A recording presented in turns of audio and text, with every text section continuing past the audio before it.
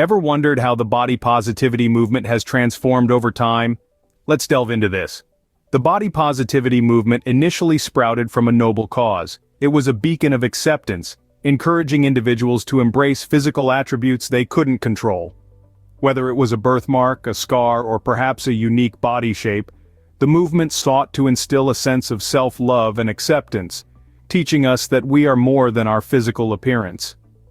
But as the years rolled by, the message started to shift. The movement that once championed acceptance of uncontrollable physical attributes began to be interpreted differently by some modern feminists and women. It gradually morphed into a platform that, in some instances, seemed to justify unhealthy lifestyles. The noble intent of fostering self-love and acceptance was subtly twisted into an argument that appeared to condone neglect of health and well-being. Some started using the movement as a shield to deflect criticism about unhealthy habits. Suddenly, the movement that was initially about embracing what we cannot change started being used to justify what we can. In this new version of body positivity, the focus shifted from acceptance to avoidance. Instead of promoting a healthy relationship with our bodies, it started to encourage complacency. The movement that was once about celebrating the beauty of our unique bodies irrespective of societal standards, began to promote a narrative that seemed to dismiss the importance of a healthy lifestyle. Now, it's important to remember that the body positivity movement still holds its roots in acceptance and self-love. Many still uphold the original intent, advocating for a balanced approach that encourages acceptance of what we cannot change while promoting good health habits. However, the shift in narrative by some has certainly muddied the waters, leading to confusion and misinterpretation. So, where does that leave us? The original intention of the body positivity movement has been somewhat distorted, wouldn't you agree?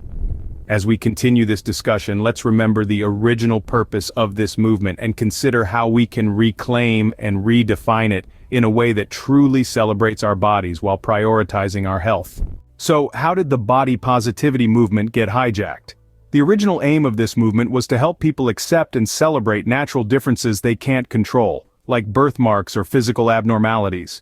It was about encouraging self-love and acceptance irrespective of societal beauty standards. However, there's been a notable shift in the momentum of the movement. Some modern women have begun to use it as a shield to justify unhealthy choices leading to obesity. Instead of promoting the acceptance of natural body types and features, it's often misused to pardon lifestyle choices that lead to serious health issues.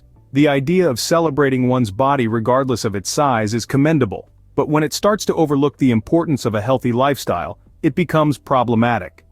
This shift has been further fueled by mainstream media.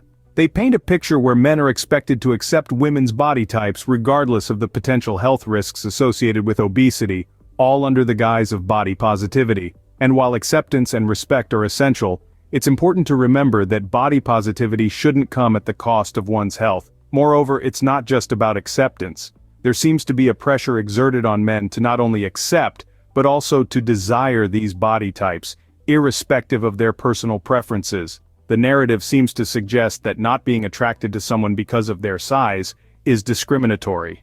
This is a clear deviation from the original purpose of the body positivity movement, which was about self-love and acceptance, not about forcing preferences onto others.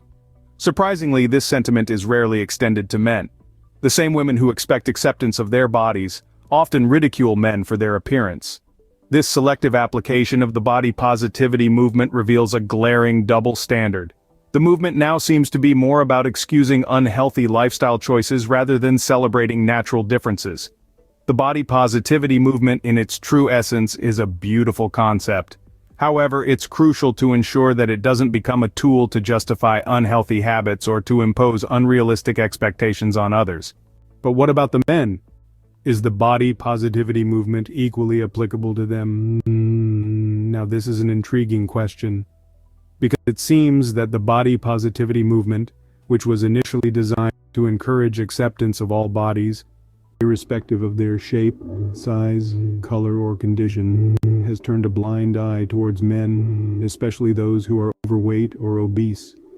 It's as if the movement has established a sort of one-way street where only women are allowed to travel. Consider this scenario. A woman who is significantly overweight is heralded as a champion of body positivity. She is applauded for her courage, and is encouraged to embrace her size. Now, flip the coin. An overweight man, on the other hand, is often mocked, ridiculed, and advised to hit the gym. Where is the body positivity for him? Why is his struggle with weight any less valid than a woman's? Furthermore, it's not uncommon to see women, even those who are overweight themselves, ridiculing men who are less overweight than they are. This not only contradicts the principles of body positivity, but also negates the very essence of equality that the movement claims to advocate. Think about it. If body positivity is all about acceptance, shouldn't it be accepting of all bodies, regardless of gender or size? Why should an overweight man be any less deserving of body positivity than an overweight woman? More importantly, if the movement truly stands for equality, then it should treat all bodies equally. It should not discriminate based on gender or body size, and it should certainly not encourage or condone mockery or ridicule of men who are struggling with their weight. What we see here is a clear double standard. While the body positivity movement has done a commendable job in promoting acceptance and inclusivity for women, it seems to have forgotten about the other half of the population. This isn't body positivity, this is selective body positivity. And that's the problem, because body positivity should not be selective. It should not favor one gender over the other. It should not discriminate based on size. It should be, as its name suggests, positive towards all bodies. It appears that the body positivity movement does not extend its grace to everyone, particularly men. Delving into the modeling industry, we question its commitment to body positivity. A rise in plus-size female models like Ashley Graham and Tess Holliday marks progress. Yet, plus-size male models remain underrepresented. This double standard contradicts the body positivity movement's principle of accepting all. It also perpetuates harmful stereotypes, affecting self-esteem and traditional beauty standards. For true diversity, the industry should increase visibility plus-size male models. So, where does this leave us in terms of the body positivity movement? Let's take a moment to reflect on what we've discussed. The body positivity movement began as a noble cause, seeking to empower individuals to love their bodies, despite any birthmark or natural feature that they couldn't control.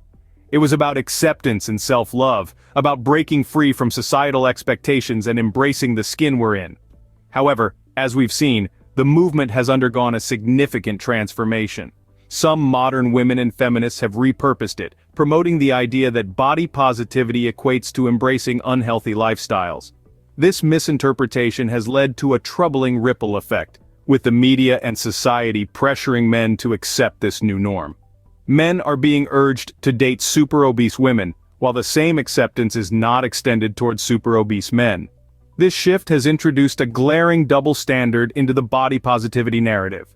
The movement, once a symbol of acceptance and self-love, now appears to be a tool for promoting unhealthy habits and inequality. It's not body positivity if it's only positive for one gender. A man half the weight of a super-obese woman is ridiculed for his interest, which contradicts the very essence of body positivity and equality. The modeling industry, too, is not immune to this bias. Plus-size male models are conspicuously absent, a fact that doesn't align with the industry's purported support of body positivity. This selective representation further undermines the original intention of the movement, creating an unequal platform that caters to only one gender. So we find ourselves at a crossroads. The body positivity movement, once a beacon of acceptance and self-love, now seems to be a vehicle for promoting unhealthy lifestyles and double standards. It's a far cry from its original intention, creating an ironic twist of a movement meant to empower, now serving to marginalize. The body positivity movement has indeed evolved, but it seems to have strayed from its original intention. What are your thoughts on this shift?